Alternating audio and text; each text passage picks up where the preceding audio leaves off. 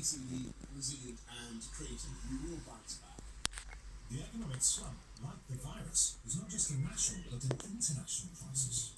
There was a report that came out a couple of days ago from the OECD, that group of industrialised nations, and it suggested that the drop in GDP for this year for the UK would actually be worse than for every other industrialised nation. So we're in a very, very difficult situation as a country, and we will need strong action to help us to climb out of this as quickly as possible.